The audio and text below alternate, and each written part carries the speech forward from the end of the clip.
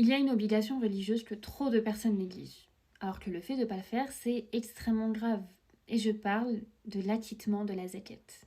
Et là, je vais m'adresser particulièrement aux femmes, parce qu'il y a trop de femmes qui ne savent pas qu'elles aussi doivent s'acquitter de la zakat. Je ne vais pas parler de zakat al-fitr, qui est la zakat qu'on verse pendant le mois du Ramadan, mais je vais parler de la deuxième zakat, qui est la zakat al-mal. Alors déjà, il faut savoir que la zakat, c'est un des piliers de l'islam. Donc ça montre à quel point c'est une obligation qui est extrêmement importante.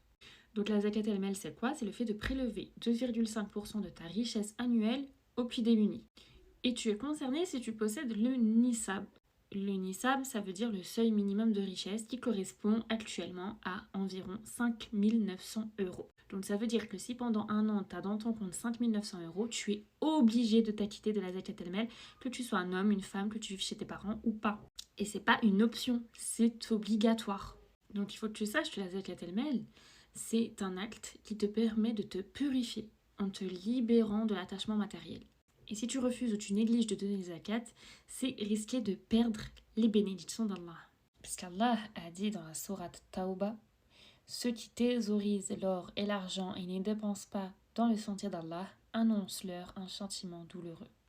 Donc voilà, je ne vais pas expliquer comment est-ce qu'on fait pour le calculer. Tu pourras trouver plein de vidéos sur YouTube qui l'expliquent.